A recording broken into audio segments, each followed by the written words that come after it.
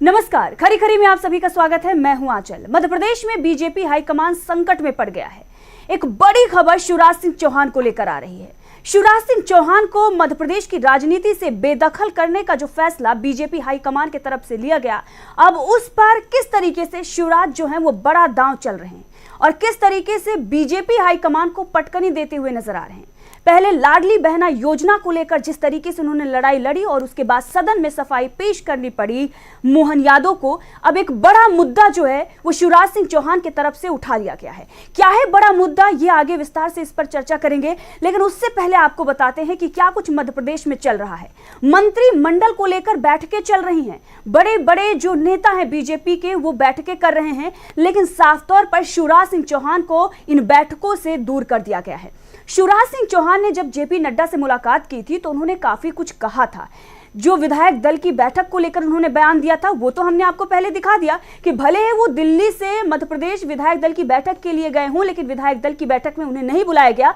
इसके साथ ही एक बड़ा बयान जो शिवराज सिंह चौहान का आया था वो ये आया था कि मंत्रिमंडल को लेकर विचार विमर्श जो है वो जेपी नड्डा से हुआ है, उस पर भी चर्चा की गई है। कुछ नाम जो है वो शिवराज सिंह चौहान की तरफ से जेपी नड्डा को दिए गए थे, लेकिन अब खबर आ रही है कि शिवराज सिंह चौहान से इस मामले में किसी भी तरीके से बातचीत नहीं हुई है, कोई भी बैठक नहीं हुई है और ना ही जेपी नड्डा से इस मामले को लेकर मोहन यादव की बैठक हुई है। बैठक हो रही है मोदी और शाह से और इसके साथ ही सिंधिया से भी बैठक की गई है, क्योंकि उनके भी समर्थकों के नाम जो है बताए जा रहे थे कि अब वो सामने नहीं आ रहे और मंत्रिमंडल में वो दबदबा नहीं रहेगा जो शिवराज सिंह चौहान के समय में रहा है और इसीलिए शायद वो बैठक हुई हो। लेकिन खास बात यहाँ पर यह है कि जो नाम शिवराज सिंह चौहान की तरफ से दिए गए थे कि क्या वो आने वाले दिनों में जब मंत्रिमंडल पर मुहर लगेगी दिखाई देंगे, क्योंकि बात तो बन गई है। मोदी शाह से अगर बैठक हो गई है तो आप सभी को पता होगा कि यही सब कुछ यहीं से डिसाइड होता है। तो मोदी शाह ने मुहर तो लगा दी है, लेकिन शिवराज से कोई राय नहीं ली गई, जेपी नड्डा से मुलाकात नहीं हुई।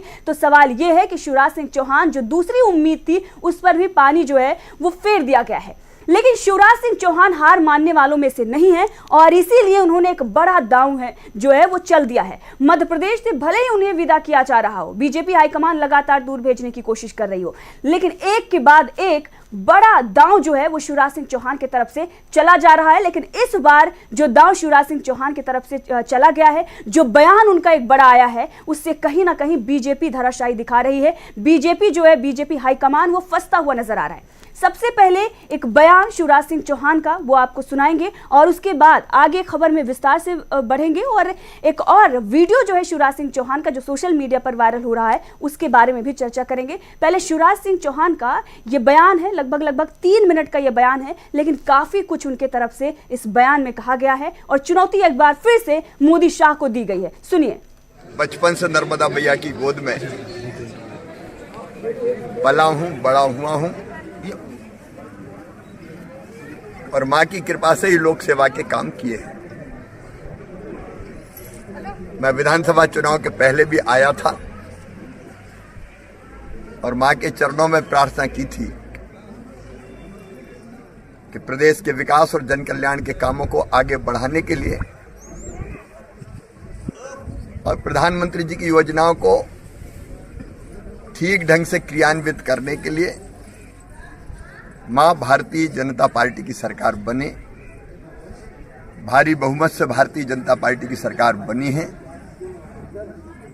तो मैंने उस समय संकल्प किया था कि मैं दोबारा फिर मां के चरणों में प्रणाम करने आऊंगा। आज मां की पूजा अर्चना की, चरणों में प्रणाम किया और ये प्रार्थना भी की कि हमारे नए मुख्यमंत्री मोहन यादव जी, जगदीश देवड़ा, राजेंद्र शुक्ला जी के नेतृत्व में प्रदेश प्रगति और विकास लगातार करता रहे। जन कल्याण के काम बहुत अच्छे ढंग से सब होते रहें, वो प्रदेश को बहुत ऊंचाइयों पर ले जाएं, क्योंकि प्रदेश का विकास निरंतर जारी रहता है।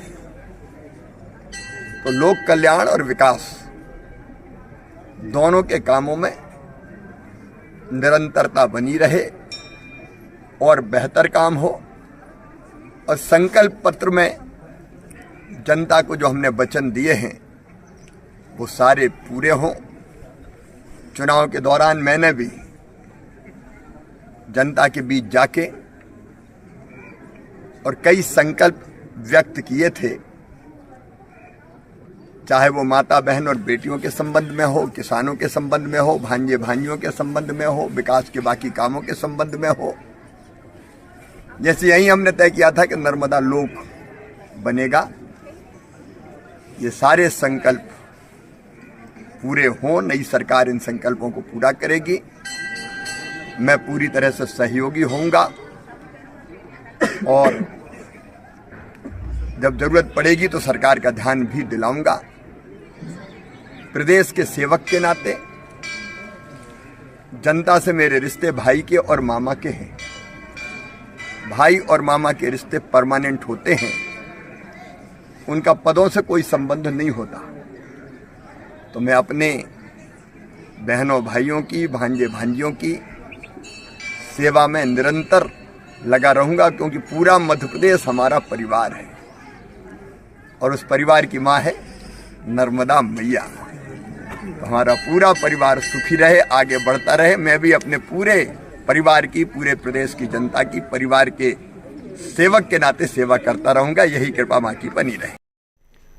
तो आप सुन रहे थे मध्य प्रदेश के पूर्व मुख्यमंत्री शिवराज सिंह चौहान को। शिवराज सिंह चौहान यहां साफ तौर पर यह कह रहे हैं कि चुनाव के दौरान मैं जनता के बीच गया था, मैंने वादे किए थे और उन वादों को पूरा किया जाए। दूसरी तरफ लगातार ये खबरें बनी हुई हैं कि मध्य प्रदेश पर कर्ज जो है वो सबसे ज्यादा है और इसीलिए बड़ी बड़ी जो योजनाएं चुनाव के दौरान लाई गई और कहीं ना कहीं जो बड़ी बड़ी घोषणाएं बीजेपी की तरफ से की गई, अब उस पर ताला लगाने की तैयारी चल रही है। इससे पहले लाडली बहना योजना को लेकर लगातार शिवराज सिंह चौहान और विपक्ष जीतू पटवारी लगातार उस पर आवाज उठा रहे थे और उसके बाद देखने को मिला कि भरे सदन में इस पर सफाई पेश करनी पड़ गई मोहन यादव को। और तभी यह पता चल गया कि किस तरीके से सरकार जो है पूरी तरीके से घिरी हुई है और कहीं ना कहीं विपक्ष और शिवराज सिंह चौहान के सामने वो झुकी हुई नजर आई। लेकिन एक बार फिर से अब ये जो बड़ा दांव शिवराज सिंह चौहान की तरफ से चला गया नर्मदा लोक को लेकर, और इसके साथ ही जो ये उनके द्वारा कहा गया है कि ध्यान दिलाऊंगा समय समय पर, यानी कि प्रधान सेवक जो प्रधानमंत्री नरेंद्र मोदी कहते हैं। और इसके साथ ही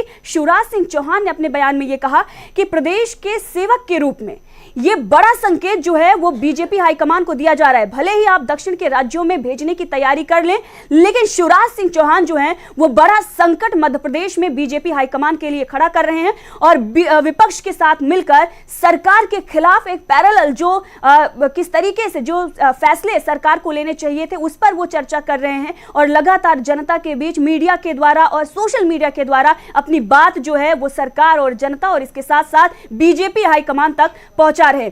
अब इसी पर विस्तार से चर्चा करने के लिए हमारे साथ जुड़ चुके हैं हमारे ऑनलाइन एडिटर अमलेंदु उपाध्याय जी और हमारे पॉलिटिकल एडिटर दीपक पाचपोर जी। डॉक्टर दीपक पाचपोर जी, आप दोनों का बहुत बहुत स्वागत है। अमलेंदु जी, आप देख रहे हैं किस तरीके से शिवराज सिंह चौहान ये कह रहे हैं कि संकल्प पत्र की वो बात कर रहे हैं कि हमने जो भी घोषणाएं की हैं उसे याद दिलाता रहूंगा। दूसरी तरफ लगातार ये खबर बनी हुई थी कि कर्ज ज्यादा हो गया है और इसीलिए जो घोषणाएं की गई थी उस पर ताला लगाया जाएगा। और अगर देखा जाए तो केंद्र की ही योजनाओं का बखान जो है वो मुख्यमंत्री खुद कर रहे हैं, बीजेपी के नेता कर रहे हैं, लेकिन शिवराज सिंह चौहान लगातार इन बातों की चर्चा कर रहे हैं और जिक्र कर रहे हैं कि जब हम चुनाव में गए थे जनता से हमने वादा किया था। और अगर देखें तो यहाँ पर टकराव की स्थिति बनती हुई भी नजर आ रही है। क्या कहेंगे आप इस पर? देखिए, शिवराज सिंह चौहान जो है असल में वो कई संदेश एक तरीके से देने की कोशिश कर रहे हैं। एक तो उन्होंने जो संदेश दिया वो खास तौर से जो संदेश है वो ये है कि जिस तरह की खबरें आई थी बीच में कि जो कल्याणकारी योजनाएं थी शिवराज सिंह चौहान की, उसको भारतीय जनता पार्टी की नई सरकार बंद कर सकती है। और इसको लेकर के मध्य प्रदेश विधानसभा में काफ़ी हंगामा भी हुआ और मुख्यमंत्री डॉक्टर मोहन यादव जो हैं उनको कहना पड़ा कि कल्याणकारी योजनाएं बंद नहीं होंगी। हालांकि उन्होंने बहुत हल्के से नाम लिया था लाडली बहना योजना का, लेकिन जब उस पर स्पष्टीकरण उस योजना का लेकर के मांगा गया तो उस पर वो गोलमोल बातें करने लगे थे। इसका मतलब शिवराज सिंह चौहान ने सीधी सीधी जो है एक तरीके से कहा जाए कि भारतीय जनता पार्टी के केंद्रीय नेतृत्व को और जो मुख्यमंत्री हैं डॉक्टर मोहन यादव यानी मध्य प्रदेश की जो भारतीय जनता पार्टी की सरकार है उसको खुले शब्दों में एक तरीके से कहा जाए तो वो चुनौती या चेतावनी, जो भी शब्द ठीक लगे, वो दे दी है कि आप मेरी चलाई हुई योजनाओं को बंद नहीं कर सकते हैं। वो जिस तरीके से कह रहे हैं कि भाई जो संकल्प पत्र में वायदे किए गए थे और कुछ वायदे मैंने भी जाकर किए थे। सबसे महत्वपूर्ण बात वो आखिर में जोड़ रहे हैं कि कुछ वायदे मैंने भी जाके किए थे। यानी कि शिवराज सिंह चौहान कह रहे हैं कि जो मैंने वायदे किए थे उन वादों के बल पे भारतीय जनता पार्टी की मध्य प्रदेश में सरकार बनी है और उन वादों को लागू कराना मेरी जिम्मेदारी है और मैं भारतीय जनता पार्टी की सरकार पर यह दबाव बनाता रहूँगा कि इन योजनाओं को लागू किया जाए। इसके जरिए शिवराज सिंह चौहान ने एक तीर से दो निशाने किए हैं। एक तो भारतीय जनता पार्टी का जो केंद्रीय नेतृत्व है उसके ऊपर और मध्य प्रदेश की सरकार के ऊपर ये दबाव बना दिया है कि उनकी योजनाएं बंद नहीं की जाएं, वो योजनाएं चलती रहें। अगर वो योजनाएं चलती रहती हैं तो जो उसके लाभार्थी हैं, जिनको शिवराज सिंह चौहान ने के समय से लाभ मिलना शुरू हुआ था, इसका मतलब उनके दिमाग में शिवराज सिंह चौहान बसे रहेंगे। तो ये भारतीय जनता पार्टी के लिए बहुत कष्टकारी होगा कि शिवराज सिंह चौहान उन योजनाओं के जरिए भी लोगों के दिल में जिंदा रहेंगे। जी। दूसरी जो उन्होंने बड़ी चुनौती दे दी है वो ये चुनौती दे दी है कि अगर आपने इन योजनाओं को बंद किया तो मैं फिर आपके ऊपर दबाव बनाऊंगा, जनता के साथ रहूंगा। जिस तरीके से वो कह रहे हैं कि ये मेरी योजनाएं थी और मैं जनता के मतलब मामा और भाई का रिश्ता अटूट रिश्ता है, पदों से वो अलग है रिश्ता, यानी वो सीधे सीधे संकेत दे रहे हैं कि मैं पद पे रहूं या नहीं रहूं, लेकिन जो मेरी योजनाएं थी अगर उसको भारतीय जनता पार्टी की सरकार ने बंद किया तो उसके खिलाफ वो कोई कदम उठा सकते हैं। अब वो कदम क्या होगा ये तो भविष्य के गर्भ में छिपा हुआ है। शिवराज सिंह चौहान जानते होंगे कि वो किस तरीके के कदम उठा सकते हैं, नहीं उठा सकते हैं, लेकिन वो इसके जरिए भारतीय जनता पार्टी को काफ़ी परेशान कर सकते हैं, इसमें कोई दो राय नहीं है। इसका मतलब शिवराज सिंह चौहान ने एक तरीके से कहा जाए कि सीधी सीधी जो है वो केंद्रीय नेतृत्व को जो है वो चुनौती दे दी है और उनका मन जिस तरीके से आहत हुआ है कि केंद्रीय नेतृत्व ने उनको जिस तरीके से किनारे किया। आपने भी बताया कि सब बैठकें हो रही हैं, विधानमंडल की बैठक में उनको नहीं बुलाया गया, मंत्रिमंडल तैयार हो रहा है उसके लिए बड़े नेताओं की बैठकें हो रही हैं, उसमें शिवराज सिंह चौहान को नहीं पूछा जा रहा है।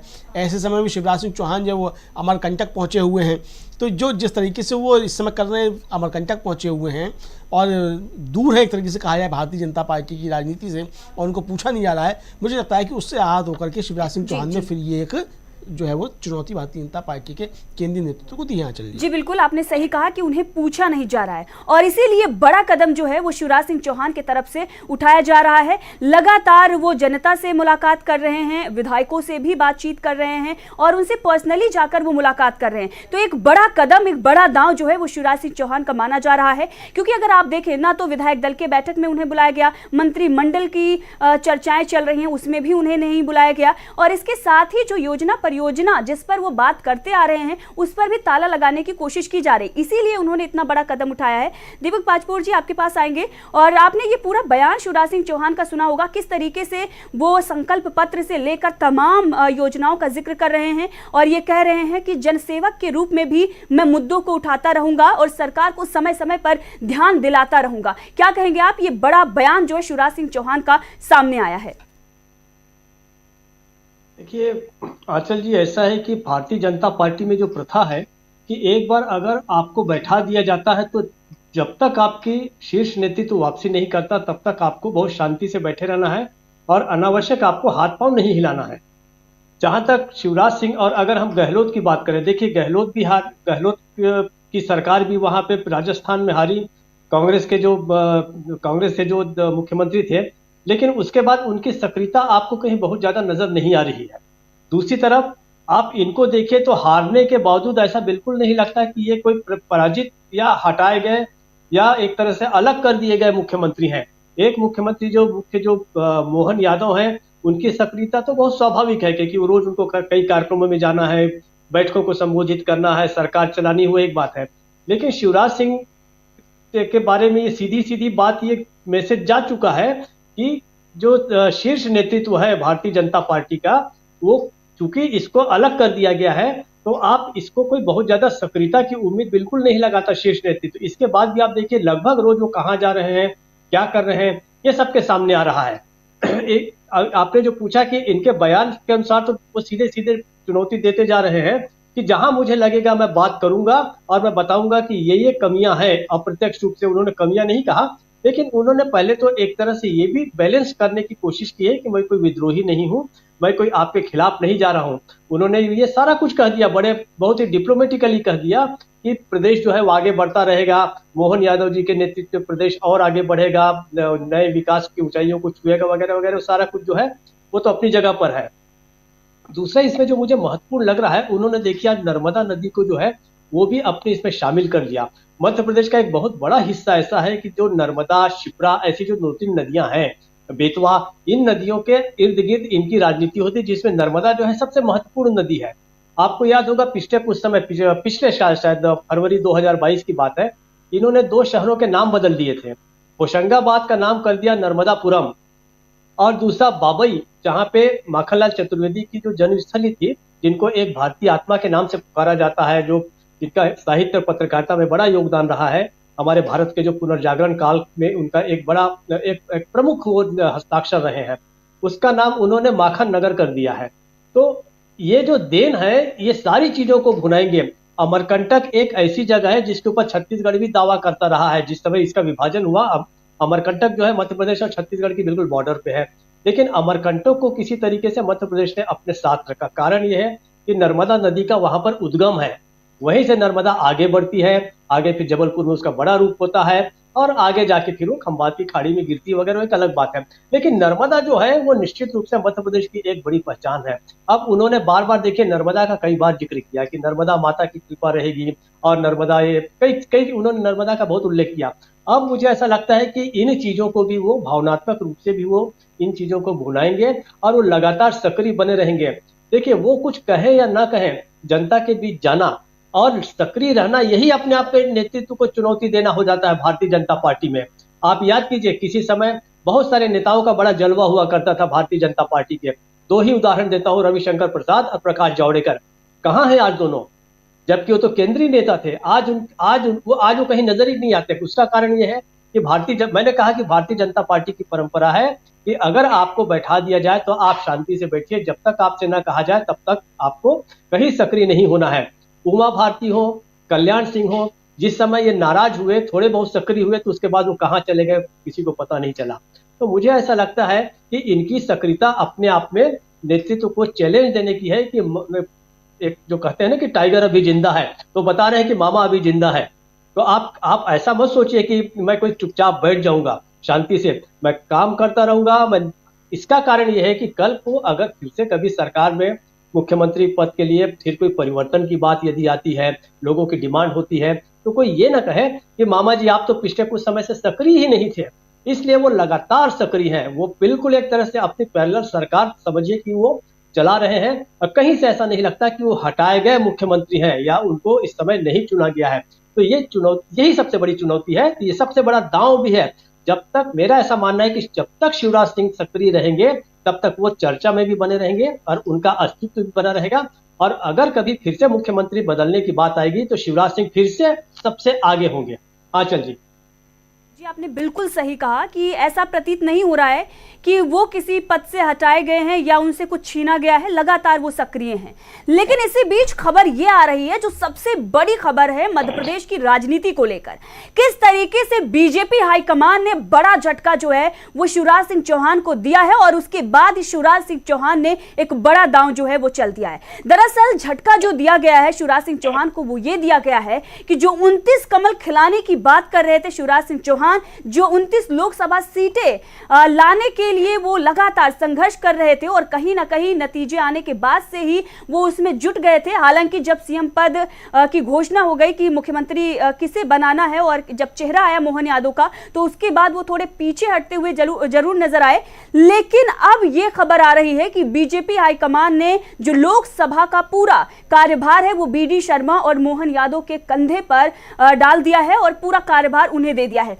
शिवराज सिंह चौहान जो ये उम्मीद कर रहे थे कि मध्य प्रदेश में लोकसभा चुनाव की जो जिम्मेदारी है उनके कंधों पर आएगी, उससे उनको बेदखल कर दिया गया है। और इसके बाद एक बड़ा कदम जो है वो शिवराज सिंह चौहान की तरफ से उठाया गया है। विधायकों से वो मुलाकात कर रहे हैं, लगातार विधायकों से मुलाकात कर रहे हैं, क्षेत्रों में जाकर जनता का धन्यवाद दे रहे हैं कि आपने यहां से इस प्रत्याशी को जिताकर भेजा है। और ऐसे ही कड़ी में एक तस्वीर जो है सोशल मीडिया पर उनकी वायरल हो रही है। ट्वीट उन्होंने ही किया है और जिसके बाद इसकी चर्चा लगातार हो रही है। ट्वीट उनकी तरफ से किया गया है जहां पर बीजेपी के एक कार्यकर्ता है, हालांकि नेता हैं वो, भाजपा के जिला अध्यक्ष हैं वो अनूपपुर के, और वहां पर वो पहुंचे हुए हैं और उस कार्यकर्ता ने, उस नेता ने ये प्रण लिया था कि जब तक बीजेपी की जीत नहीं होती है तब तक वो जूता या चप्पल नहीं पहनेंगे। ऐसे में बीजेपी के जीत के बाद खुद वहां पर शिवराज सिंह चौहान पहुंचे हुए हैं और ये दिखाने की कोशिश बीजेपी हाईकमान को की जा रही है कि जीत जो है वो मैंने दिलाई है और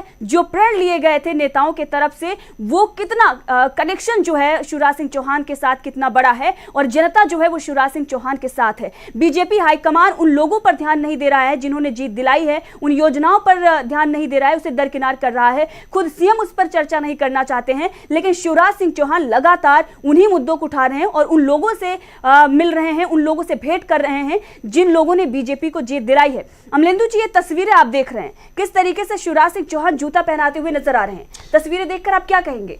ये जूता पहना रहे हैं या ये अपनी जो बता रहे हैं कि जो है डॉक्टर मोहन यादव जो बैठे हुए हैं वो मेरी जो है खड़ाऊ लेकर के बैठे हुए हैं। अब ये तो शिवराज सिंह जाने उनके मन में क्या है, लेकिन इसके जरिए शिवराज सिंह चौहान ने एक संदेश साफ तौर पे दिया है और वो संदेश ये है कि भारतीय जनता पार्टी की मध्य प्रदेश में जो सरकार है वो शिवराज सिंह चौहान की बनाई हुई सरकार है।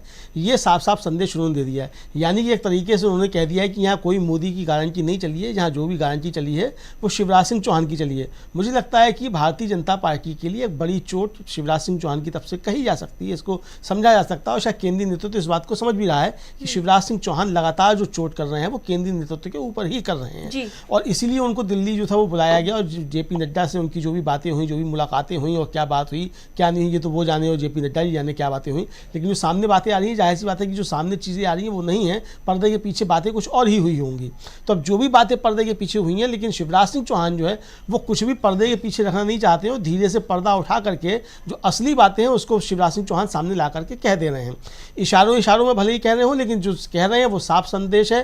राजनीति को समझने वाले लोग शिवराज सिंह चौहान के इशारों को, शिवराज सिंह चौहान के वक्तव्य को अच्छे तरीके से समझ सकते हैं कि शिवराज सिंह चौहान ये सीधी सीधी चुनौती प्रधानमंत्री नरेंद्र मोदी और गृह मंत्री अमित शाह को ही दे रहे हैं, किसी तीसरे व्यक्ति को ये चुनौती शिवराज सिंह चौहान नहीं दे रहे हैं।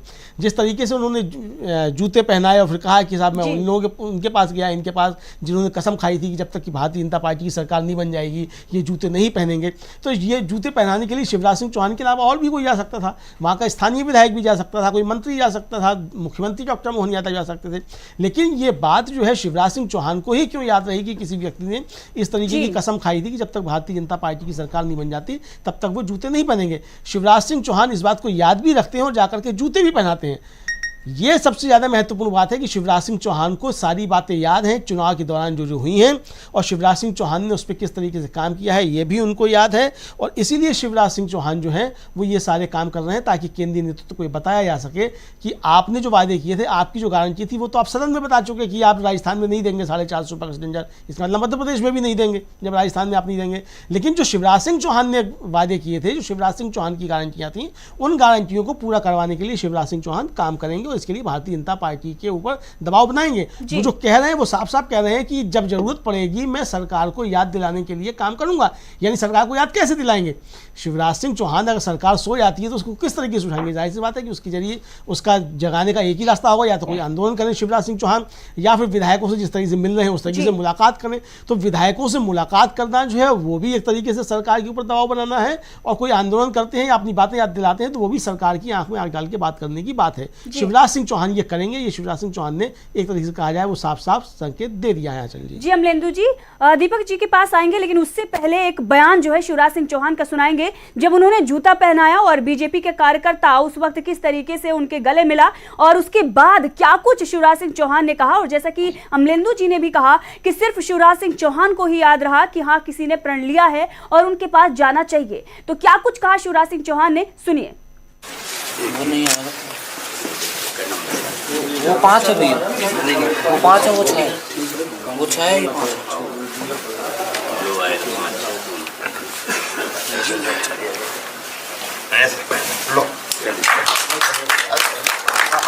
भारत माता की जय, नर्मदा मैया की जय।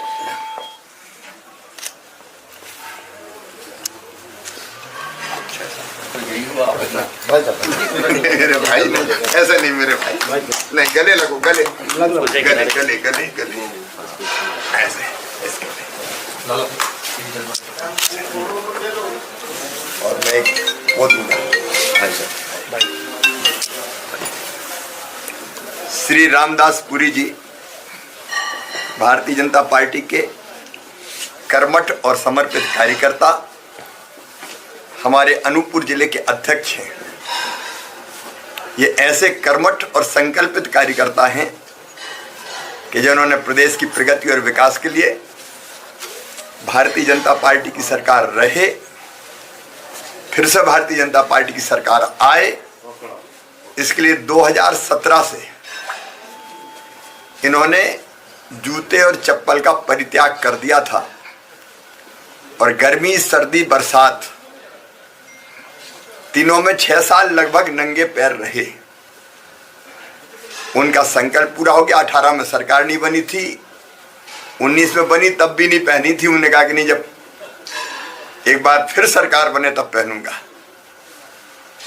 तो मैंने कल हम सब कार्यकर्ताओं ने आग्रह किया कि संकल्प पूरा हो गया, प्रदेश प्रगति और विकास कर रहा और अपनी सरकार भारी बहुमत से फिर भारतीय जनता पार्टी की सरकार बनी है, तो आप कृपया करके जूते और चप्पल पहनना प्रारंभ कीजिए।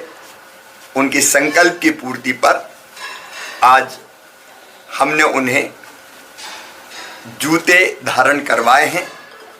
ऐसे समर्पित कार्यकर्ता, कर्मठ कार्यकर्ता पर हमें गर्व है, भारतीय जनता पार्टी को गर्व है।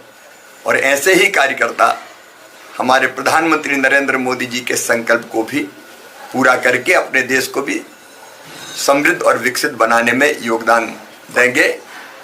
मैं रामदास पुरी जी को कर्मठ संकल्पित कार्यकर्ता, ये कहना शिवराज सिंह चौहान का था और सीधे तौर पर लास्ट में उन्होंने ये भी दिखा दिया कि प्रधानमंत्री जी देखिए, ये ऐसे कार्यकर्ता जो जमीन पर काम कर रहे हैं उनकी वजह से जीत हुई है, ना कि कोई मैजिक और यहाँ पर जादू चला है। दीपक जी, आपने देखा ये बयान और आपने तस्वीरें देखी, क्या कहेंगे आप? देखिए, जो शिवराज सिंह के इस तरीके के जो कारनामे होते हैं, ये भी एक कारण है जिसके कारण प्रधानमंत्री जो है इनसे डरते हैं। क्योंकि भारतीय जनता पार्टी के अंदर ये बहुत बड़ा गुण माना गया है कि अगर आपने ये सब चीज़ें हैं कि किसी के पैरों को धो लिया, किसी को बैठा कर कुछ वो कर दिया, ये मतलब आप शिवराज सिंह के पिछले कुछ और 2-3 कारनामे अगर आप याद करें तो जहाँ तक प्रधानमंत्री ने जो है वाराणसी में तो केवल दलितों के पांव धोए थे, इन्होंने उस व्यक्ति के पांव धोए, शिवराज सिंह चौहान ने उस आदिवासी के जिसके सिर पर जो है एक किसी शुक्ला जी ने जो है पेशाब की थी, आपको याद होगा वो भी कांड। ये मोदी जी से एक कदम आगे हैं। मोदी जी इनको पकड़ नहीं पाएंगे। इस तरीके के जो प्रायोजित कार्यक्रम होते हैं अपने शिवराज सिंह साहब के, उसकी कोई सीमा नहीं है। अगर इनको पूरी छूट मिल जाए तो शायद वो आपको रोज एक नया आइटम पेश कर सकते हैं। वो इतने कमाल के व्यक्ति हैं ये। अब आप देखिए, पूरे भारत में ऐसा कोई भी मुख्यमंत्री नहीं होगा जिसने पूरी जनता के साथ अपना जो है सीधे सीधे नाता जोड़ दिया। मोदी जी तो सबको मेरे परिवार के लोग कहते हैं, इन्होंने और स्पेसिफिकली कह दिया कि आप सब मेरे भांजे हैं, भांजी हैं, और इस तरीके से रिश्ता जोड़ लिया है उन्होंने। तो यही एक कारण है कि अक्सर कहा जाता है कि मुख्यमंत्री नहीं, ये प्रधानमंत्री बनने के लायक है, क्योंकि भारतीय जनता पार्टी के अंदर का ये गुण है। आप इस तरीके के काम जितने कर सकते हैं, आपके जो मार्क्स हैं वो जुड़ते जाते हैं, जो प्रैक्टिकल के जो मार्क्स जैसे जुड़े जाते हैं विज्ञान के विषय में, ये वैसे ही विज्ञान के विषय का, राजनीति शास्त्र का ये व्यवहारिक राजनीति शास्त्र है, जिसमें आपके जो है जो गुणात्मक अंक हैं जो जुड़ते जाते हैं, इनका जो है ऊपर उठता जाता है। यही कारण है कि मोदी जी ने इनको पहले ही किनारे कर दिया कि अगर ये चौथी बार मुख्यमंत्री बनते हैं तो आप समझिए कि ये तो रोज जो है इनका इसी तरीके का कारनामा रहेगा। लाडली बहन योजना, ये जो है ये कोई नहीं सोच सकता था। इन्होंने लाडली बहन योजना लाई, तमाम महिलाओं को अपनी बहन बना लिया। देखिए, छत्तीसगढ़ में भी महिलाओं के लिए एक कार्यक्रम आया, महिलाओं के लिए योजना आई, जिसको वंदन महतारी योजना कहा गया, महतारी वंदन योजना। लेकिन यहाँ पे तो इन्होंने सीधे सीधे कहा कि आप सब लोग मेरी बहनें हैं, और इस तरीके से पूरा का पूरा चुनाव जीत लिया। तो मामा जी जानते हैं कि मेरा हथियार क्या है, मेरा अस्त्र क्या है, जिसके कारण मोदी जी जो है वो इसीलिए वो डरते हैं।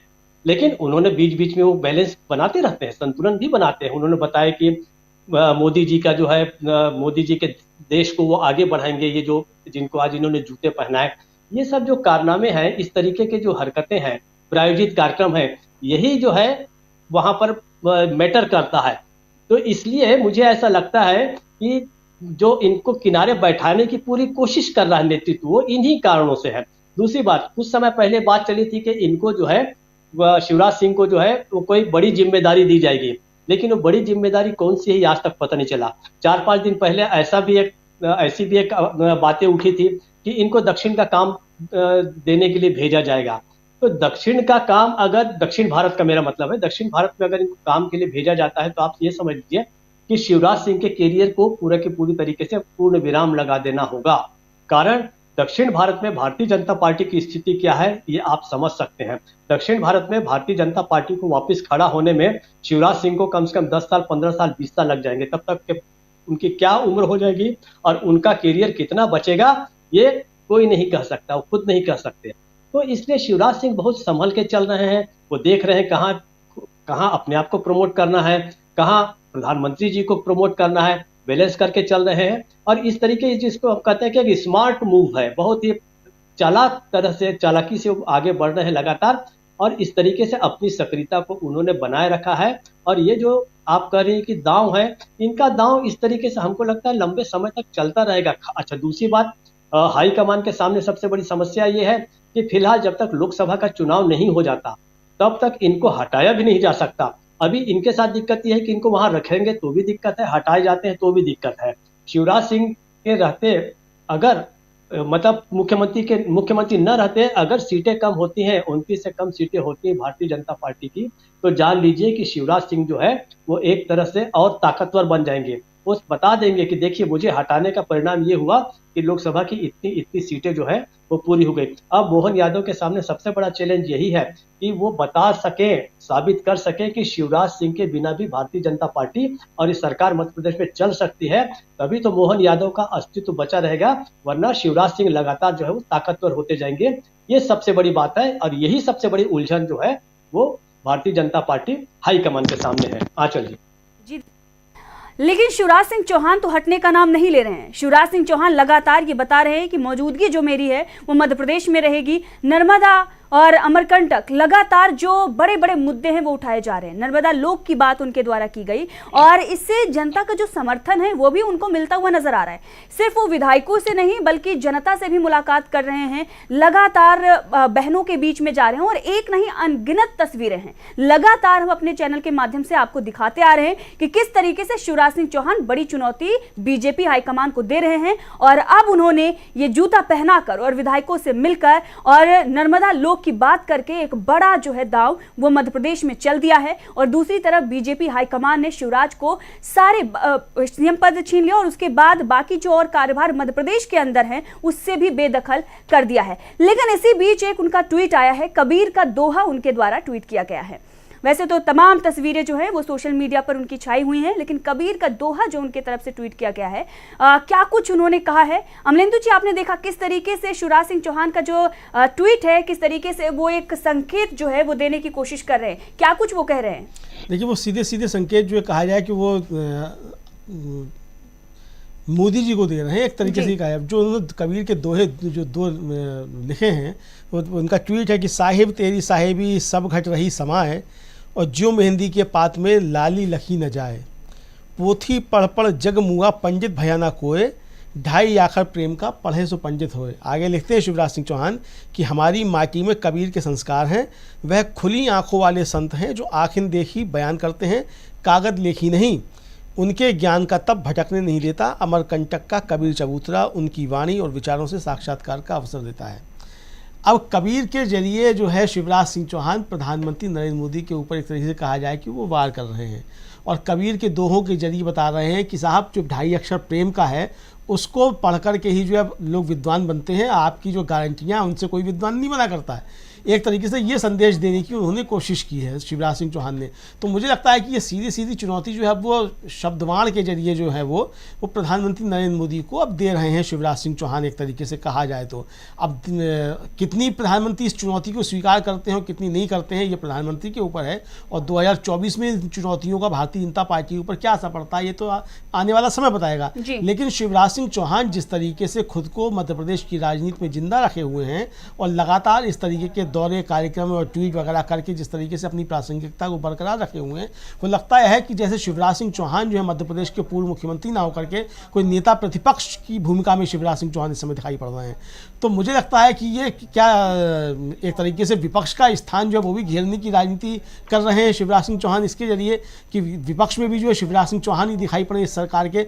अब ये देखना बड़ा दिलचस्प होगा कि भारतीय जनता पार्टी शिवराज सिंह चौहान के इन तेवरों से किस तरीके से निपटती है और किस तरीके से प्रधानमंत्री नरेंद्र मोदी और गृह मंत्री अमित शाह की तरफ से शिवराज सिंह चौहान की इन कबीर वाणियों का जो जवाब जो है वो कबीर के दोहों से दिया जाता है कि रहीम के दोहों से दिया जाता है कि तुलसी की चौपाइयों से दिया जाता है। ये तो अब उनके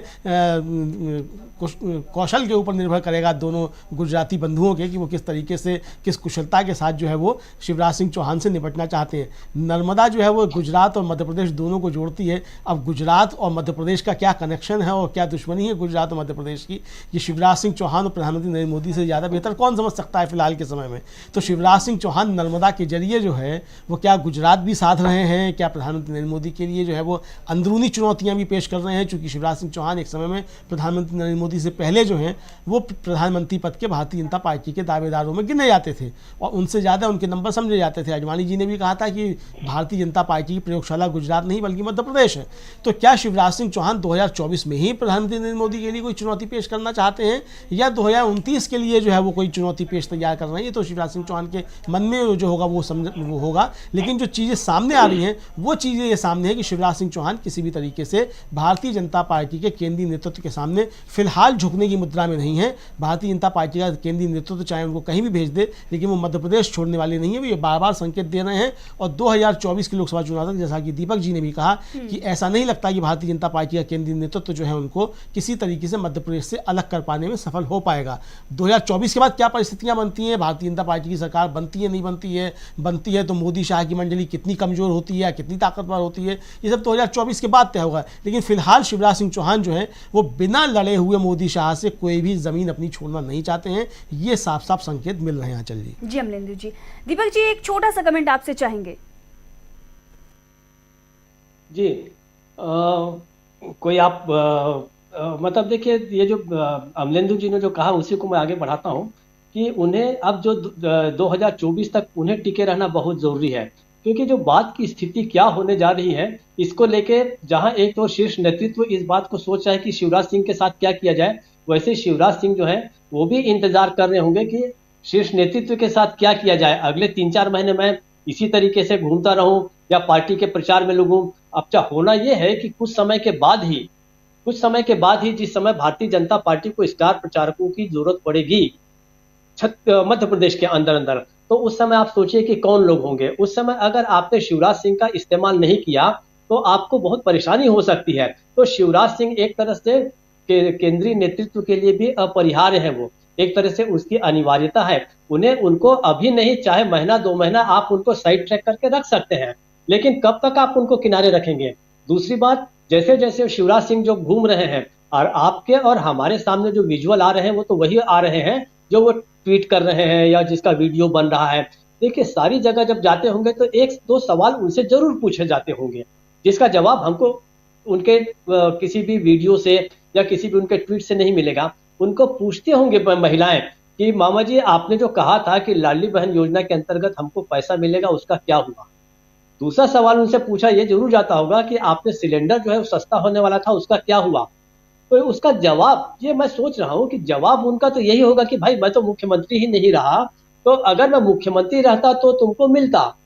तो जनता जो है इनके और मोहन यादव के बीच निश्चित रूप से तुलना करेगी कि देखिए अगर शिवराज सिंह रहते तो आज हमें ये मिलता, मोहन यादव है तो हमें नहीं मिल रहा है।